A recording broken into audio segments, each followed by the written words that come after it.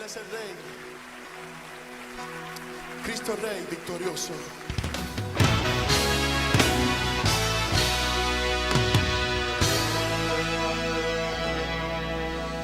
Cristo Rey victorioso, te adoramos, bendito Señor. Te has coronado sobre todo nombre, Cristo Rey y Señor. Cristo Rey victorioso, te adoramos, bendito Señor. Te has coronado sobre todo nombre, Cristo Rey y Señor. Cristo Rey victorioso, te adoramos, bendito Señor. Te has coronado sobre todo nombre, Cristo Rey y Señor. Cristo Rey, Cristo Rey victorioso, te adoramos, bendito Señor. Te has coronado sobre todo nombre, Cristo Rey y Señor. Cristo Rey, tú eres el Rey, el Señor ese eres tú, te adoramos, bendito Señor. Te has coronado sobre todo nombre, Cristo, eres el Rey, eres el Rey,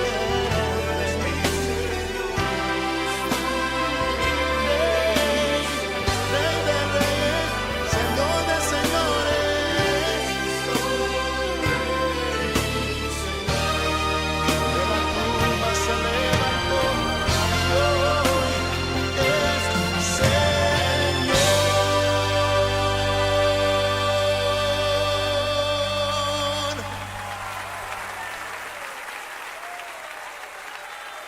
Aplaude la grandeza de nuestro Rey.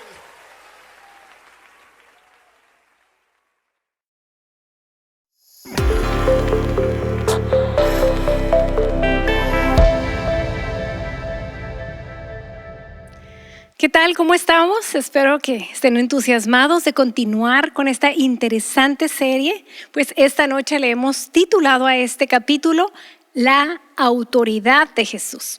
La semana pasada vimos cómo un centurión romano mandó a unos ancianos de los judíos a rogarle a Jesús que fuera y sanara a uno de sus siervos. Vimos cómo Jesús dio la palabra de autoridad e inmediatamente el siervo de este centurión fue sanado, aún a la distancia. Y como nos podemos imaginar, es imposible que este milagro que ocurrió en una casa tan prominente no llamara la atención de toda la ciudad. Y como consecuencia de esto, entonces Jesús no pudo quedarse mucho tiempo en Capernaum, eso dice la palabra. Así que al día siguiente Jesús emprendió un viaje a la pequeña ciudad de Naín. No podía escapar de la gente, porque mientras él y sus discípulos se abrían camino, dice la palabra que una gran multitud le seguía. Bueno, la distancia de Capernaum a Naín, así como lo ven en su pantalla, es de aproximadamente 40 kilómetros. Se encuentra en la ladera oeste del monte Moré, o como algunos le llaman, el pequeño Horeb. Así que desde la distancia sobre la ladera, Jesús y sus discípulos ese día pudieron notar que había una procesión funeraria que se acercaba hacia las puertas de la ciudad. Los judíos, como era su costumbre en los funerales, expresaban su angustia con muchos gritos de dolor. Y a tan solo 1.6 kilómetros de la ciudad de Naín se encontraban o se encuentran aún en la actualidad unas antiguas cuevas funerarias que aún permanecen ahí, como les digo. Un funeral siempre, por supuesto, es una escena muy triste, pero en esta ocasión era mucho más triste porque dice la palabra que era el único hijo de una mujer que además de todo era viuda. Y cuando Jesús llegó cerca de la puerta de la ciudad, se encontró con esta procesión. Los seguidores de Jesús, yo me imagino que se hicieron a un lado para que pasara la procesión. La madre con el corazón roto caminaba tambaleándose. No tenía ni siquiera ojos para ver al hombre que la estaba mirando con ojos de compasión. Y Jesús, dice la palabra, miró a esta mujer deshecha y su dolor conmovió su corazón. Y se paró frente a ella solo para decirle: no llores. Luego se acercó al muchacho muerto y le dijo: joven, a ti te digo, levántate. Estas palabras de autoridad, fíjense, activaron el mundo espiritual, llamando el alma del joven de regreso al cuerpo. Y esto me encanta porque Jesús tiene la autoridad. Él ha vencido a la muerte. Y si es su voluntad, aún el día de hoy, Él puede levantar gente de la muerte. Por eso tenemos que confiar plenamente en Él, porque Él nos puede sorprender de muchísimas maneras. Nos podemos imaginar que fue un momento dramático. Durante unos segundos nadie se movió. Los que se lamentaban dejaron de llorar. Los espectadores estaban inmóviles viendo la extraña escena. Y entonces sucedió el milagro. Como si despertara de un sueño profundo, el joven que estaba muerto se sentó y comenzó a hablar con su madre. Qué momento tan emocionante debe de haber sido cuando Jesús entregó el joven a su madre.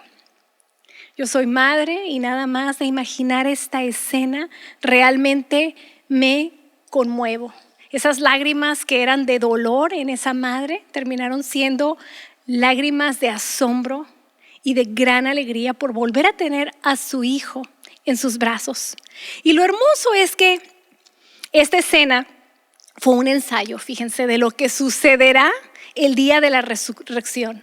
Dice la palabra que nuestros seres amados que le han entregado su vida a Jesucristo resucitarán de entre los muertos. Jesús enseñó acerca de esta gran verdad de la vida más allá de la muerte para todos los que le hemos entregado nuestra vida. Juan 5, 28 y 29 dice: no os maravilléis de esto, porque vendrá hora cuando todos los que están en los sepulcros oirán su voz, y los que hicieron lo bueno saldrán a resurrección de vida, mas los que hicieron lo malo a resurrección de condenación. Y a mí esto me emociona porque es una esperanza gloriosa de vida que nos va a volver a reunir con nuestros seres amados en este tiempo, en este último año de tanta adversidad a nivel mundial, de tanta enfermedad y tanta muerte.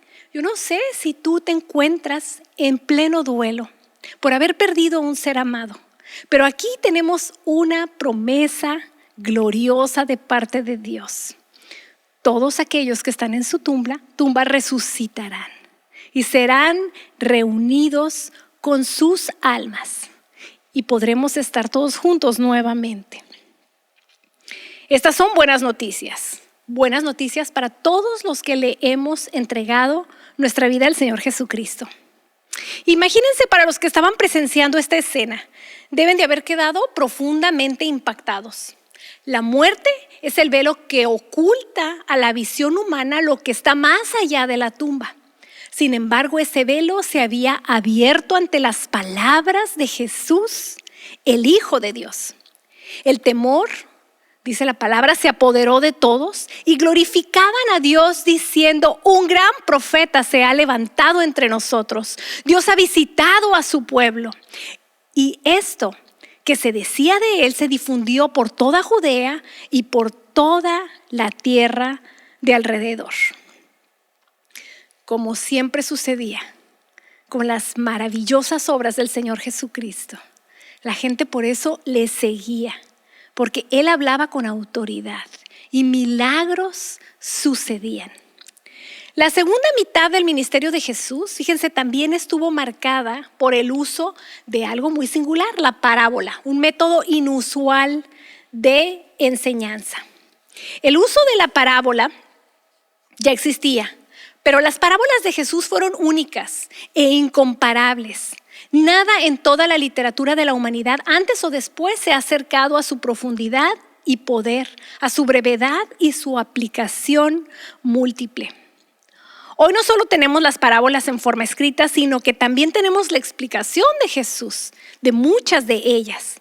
Pero no fue tan fácil en esos tiempos para que la gente que escuchaba a Jesús comprendieran las palabras. Incluso los discípulos no lograron captar el significado y cuando estuvieron a solas con Jesús le preguntaban cuál era el verdadero significado. El día que habló de estas primeras parábolas del reino llegó a su fin y Jesús deseaba tener un tiempo de reposo, un tiempo de descanso. Llamó a sus discípulos para que le prepararan el barco para que pudieran pasar al otro lado del mar de Galilea. Pero antes de que pudiera escapar, se produjo una pequeña interrupción. Y como sabemos todos los que compartimos la palabra de Dios, terminamos y la gente se acerca con preguntas, con peticiones de oración, pero también, por ejemplo, después de un gran evento como lo es un congreso, muchos se acercan con el anhelo de integrarse al equipo de administración, de integrarse al equipo de servicio para formar parte de él. Por lo tanto, no es de extrañar que a Jesús le sucediera lo mismo. Cuando él terminó este servicio a la orilla del mar, algunos se acercaron a Jesús y le pidieron que querían ser miembros también de su equipo. Dice, entonces se le acercó un escriba y le dijo: Maestro, te seguiré a donde quiera que tú vayas. Jesús le dijo: las zorras tienen cuevas y las aves del cielo tienen nidos, pero el Hijo del Hombre no tiene dónde recostar su cabeza. Otro de sus discípulos le dijo: Señor, permíteme que primero vaya y entierre a mi padre. Pero Jesús le dijo: sígueme y deja que los muertos entierren a sus muertos. El primero que se le acercó era un escriba. Probablemente pensó que por su rango dentro de la sinagoga Jesús lo aceptaría en su equipo ministerial. ¿Qué dijo él? Yo traigo buenas credenciales y seguramente a mí sí me va a aceptar. El hombre había sido testigo de la fama de Jesús y tal vez pensó que si se unía al grupo podría vivir de eso, podría ganar mucho dinero. Pero Jesús rápidamente lo desilusionó, declarándole que mientras las zorras tenían agujeros y los pájaros tenían nidos, el Hijo del Hombre no tenía ni dónde recostar su cabeza. Y por supuesto esto lo desilusionó. El segundo que se le acercó, dice la palabra que ya era un discípulo, pero tenía asuntos pendientes. Así que seguiría a Jesús tan pronto como pusiera sus asuntos en orden.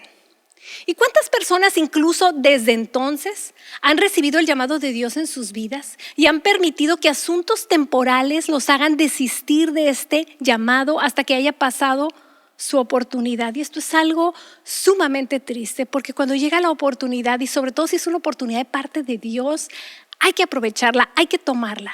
El tiempo no espera a nadie. Jesús anima al hombre diciéndole: sígueme y deja que los muertos entierren a sus muertos, y anuncia el reino de Dios.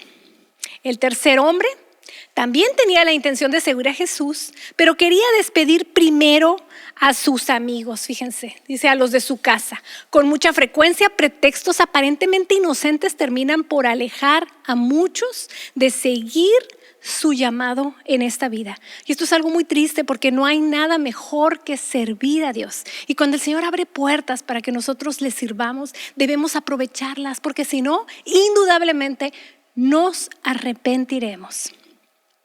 Y Jesús le contestó a este hombre: ninguno que haya puesto su mano en el arado y sigue mirando atrás es apto para el reino de Dios. O sea, no menosprecies el llamado de Dios en tu vida, porque siempre será lo mejor que podrás estar haciendo. Aquel día, al anochecer, les dijo: pasemos al otro lado. Y después de despedir a la multitud, le recibieron en la barca tal como estaba. Y había otras barcas con él. Entonces, dice la palabra, se levantó una gran tempestad de viento que arrojaba las olas a la barca, de modo que la barca ya se anegaba. Y él estaba en la popa, durmiendo sobre el cabezal. Pero le despertaron diciendo: Maestro, ¿no te importa que perecemos? Y despertándose reprendió el viento y dijo al mar: Calla, enmudece. Y el viento cesó y se hizo grande bonanza. Fíjense, el mar de Galilea se destaca especialmente por sus tormentas que azotan repentinamente con mucha furia sus aguas. Con apenas un momento de aviso, el barco comenzó a moverse con muchísima violencia. Ahora los discípulos estaban haciendo todo lo posible para sacar el agua que estaba entrando al bote, y de pronto las cosas empeoraron. La tormenta produjo grandes olas que irrumpieron en el propio barco y lo llenaron tanto de agua que dice la Biblia que empezó a hundirse ese barco. Y existe mucha controversia sobre cuánto control tiene Satanás sobre los elementos naturales y hasta qué punto él es responsable de tormentas por ejemplo, de esta naturaleza, ¿no?, tan agresivas. Y es importante saber que el diablo no posee un poder ilimitado, ni puede poner al pueblo de Dios en peligro físico como a él le plazca. De lo contrario, pues seguramente usaría todo ese poder para matarnos a todos, ¿no? Sin duda, en la tormenta que azotaba esta barca donde Jesús y sus discípulos estaban, hubo una combinación de circunstancias involucradas. Sabemos que Satanás es el príncipe del poder del aire y tiene un poder limitado sobre los elementos naturales. Fíjense, la palabra nos muestra que él pudo enviar fuego de relámpago que destruyó los rebaños de Job. Esto lo vemos en Job 1, 12 y 16. También envió el ciclón o tormenta de viento que destruyó la casa donde sus hijos estaban banqueteando. Esto viene en Job 1, versículos 18 al 19. Y nada estaría más de acuerdo con los propósitos destructivos de Satanás que hundir el barco donde iba Jesús, el Hijo de Dios, junto con sus discípulos. A los discípulos les pareció que todos iban a morir. Y a pesar de todos sus esfuerzos, vieron que su bote cada vez se llenaba más de agua. Presos del pánico, fueron a la parte trasera del barco donde Jesús dormía y lo despertaron, imagínense, gritándole: Maestro, ¿no te importa que perezcamos? Los discípulos a mí me llaman la atención porque fíjense, estos eran hombres valientes, eran pescadores valientes con coraje y tenían el conocimiento necesario para salir adelante de una tormenta. Además, ellos habían vivido toda su vida en el mar de Galilea y seguramente ya habían atravesado por otras tormentas en ese lugar. Pero esta fue una crisis para poner a prueba la resistencia de cualquier hombre. Seguramente también el enemigo tuvo muchísimo que ver en esa crisis. Imagínense nada más a Jesús, que te despierten abruptamente para darte cuenta de que el barco en el que te encuentras está a punto de hundirse. Y esto es suficiente para probar el carácter de cualquier hombre o cualquier mujer. Pero el Espíritu del Señor, el Espíritu de nuestro Señor Jesucristo, no se alteró en ningún momento. Él mantuvo su paz, él mantuvo la calma, porque él tenía fe en su Padre. Sin una sola señal de alarma, se levantó y se hizo cargo de la situación. Dice la palabra que reprendió el viento con autoridad. ¿Su reprimenda indicó que había alguna inteligencia detrás de la tormenta? Pues yo creo que sí. Yo creo que estaba Satanás detrás de esa tormenta. Satanás y sus demonios. Inmediatamente la furia del viento se relajó y esas olas gigantescas comenzaron a amainar. Y en cuestión de minutos el mar se convirtió en un espejo y dice la palabra que hubo gran calma. Al principio podemos asumir que los discípulos estaban desesperados, sacando el agua que había entrado al barco. Pero al darse cuenta que el mar se había calmado, podemos imaginar sus rostros llenos de asombro, intercambiando miradas entre ellos y dándose cuenta de que Dios mismo estaba parado frente a ellos, vestido de carne humana. En su angustia lo habían acusado de no cuidarlos, pero en lugar de disculparse por descuidarlos, fíjense Jesús cómo les respondió y les dijo: ¿por qué estáis así amedrentados? ¿Cómo no tenéis fe? Y si tomamos estas palabras literalmente, llegamos a la siguiente conclusión. La filosofía de vida de Jesús nos enseña que si el ser humano se pone completamente en manos de Dios, debido a ese compromiso, estarán perfectamente a salvo de todo daño, mientras su hora no haya llegado. Por eso no tenemos que temer. No tenemos que temer a la pandemia, no tenemos que temer a las noticias, a la incertidumbre, porque mientras no hayamos terminado lo que Dios ha establecido para nuestras vidas, mientras nosotros estemos caminando delante de Dios en integridad, en santidad, buscando agradarle en todo lo que hagamos, nosotros estamos exentos del daño que el enemigo pueda o quiera causarnos, de la muerte específicamente. Y aunque muchos toman esto a la ligera, sin comprender que nadie debe de tentar a Dios, es triste, pero a mí me ha tocado ver algunos, evangelistas o pastores que tientan a Dios. Hay quienes hasta han tratado de jugar con serpientes venenosas pensando que este versículo aplica a ellos. Eso es tentar a Dios. Y recordemos que el Señor Jesucristo no accedió ante la tentación del enemigo en el desierto, porque no debemos de tentar a Dios. Todos, no importando el nivel de compromiso con Dios, debemos tomar todas las precauciones adecuadas en todos los asuntos de la vida. Incluso cuando se anticipan todos los problemas posibles, siempre existe el peligro de lo inesperado y lo imprevisto. Y aquí es donde entra la protección de Dios. Fíjense, Jesús estaba enseñando que personas que se ponen completamente bajo la protección de Dios no deben temer a lo inesperado si son de Dios, porque Él cuidará de los tuyos. Entonces, como les digo, nosotros preveemos todos los accidentes que pueda haber, pero si sucede algo inesperado, entonces contamos con la protección divina de nuestro Padre Celestial.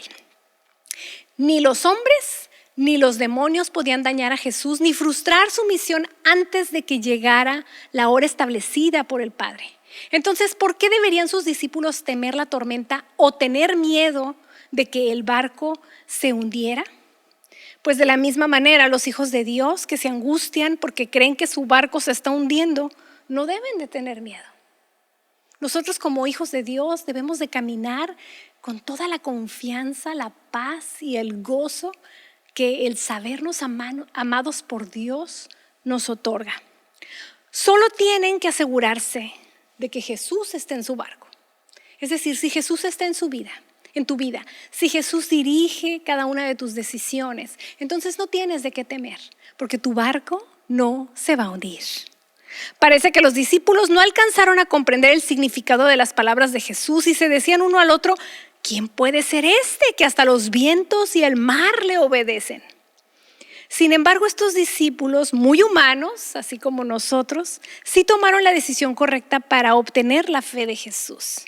Y esto es una profunda lección para nosotros hoy. Fíjense, ellos eligieron vivir donde estaba la fe. Caminaron y hablaron con Jesús, vieron sus milagros, escucharon sus enseñanzas, vieron cómo Jesús sanó a muchos enfermos, cómo levantó muertos y echó fuera muchos demonios. Y aún ellos aprendieron a hacerlo por ellos mismos. Fíjense, cuando Pedro y Juan sanaron al cojo de la puerta del templo de la Hermosa, fueron los gobernantes de los judíos los que se asombraron y se nos dice que percibieron que habían estado con Jesús. Percibieron que los discípulos habían estado con Jesús. Fíjense, Hechos 4:13 dice, y viendo la valentía de Pedro y de Juan, y teniendo en cuenta que eran hombres sin letras e indoctos, se asombraban y reconocían que habían estado con Jesús. Algunos dudan del poder de Jesús para intervenir en los elementos naturales, pero sobre este tema, fíjense, Frederick Farrer, que vivió en los años 1831 a 1903, declara lo siguiente en su libro La vida de Cristo. Pongan mucha atención porque a mí me impactó mucho este pasaje. Pongan mucha atención. Dice, si este fuera el único milagro en la vida de Cristo, si los evangelios fueran relatos sueltos, exagerados e inexactos, si no hubiera en el mundo espiritual hechos trascendentes, que se encuentren mucho más allá de la comprensión de aquellos que nos pedirán que no viéramos nada en el universo, sino la acción de las leyes materiales, si no hubiera providencias de Dios durante estos 19 siglos para atestiguar la obra y la divinidad de Cristo, entonces ciertamente no habría dificultad en tal interpretación. Pero si creemos que Dios gobierna, si creemos que Cristo resucitó, si tenemos razón para sostener entre las convicciones más profundas de nuestro ser la certeza de que Dios no ha delegado la soberanía de su providencia al funcionamiento final, falto de inteligencia, despiadado e inevitable de las fuerzas materiales, si vemos en cada página de los evangelistas la tranquila sencillez de sus testigos veraces y fieles, si vemos en cada año de la historia subsiguiente y en cada experiencia de la vida individual una confirmación del testimonio que dieron, entonces no nos aferraremos a las interpretaciones racionalistas ni nos preocuparemos mucho si otros las adoptan. El que cree, el que conoce la eficacia de la oración, en lo que otros hombres pueden considerar las certezas inevitables de las acciones de la vida dirigidos ciegamente, el que ha sentido cómo la voz de un Salvador, escuchada a lo largo de generaciones, puede calmar tormentas más salvajes que nunca sacudieron con furia el seno del lago interior, el que ve en la persona de su Redentor un hecho más estupendo y majestuoso que todas esas secuencias observadas que los hombres dotan de una omnipotencia imaginaria y adoran bajo el nombre de ley. Fíjense qué hermoso. Para él, al menos, no habrá dificultad ni vacilación en suponer que Cristo, a bordo de ese pesquero medio hundido, dictó su mandato y que el viento y el mar obedecieron, que su palabra era en verdad más poderosa entre las fuerzas cósmicas que millas de agua agitada o leguas de aire corriendo. ¿Saben? No hay nada que me emocione mucho más que hablar sobre Jesucristo, el Hijo de Dios. Él es todopoderoso. No hay nada imposible para Él. El enemigo podrá ser su oponente, pero no le llega ni siquiera al tobillo de sus pies. Él es hermoso, es sublime, es alto, es poderosísimo. No tenemos ni la menor idea de la grandeza y la majestuosidad de Dios. Sabemos que la palabra dice que el reino de las tinieblas tiembla ante su presencia, que su voz es como un estruendo de muchísimas aguas. Y este es el Jesús que yo predico. Este es el Jesús al cual yo sirvo.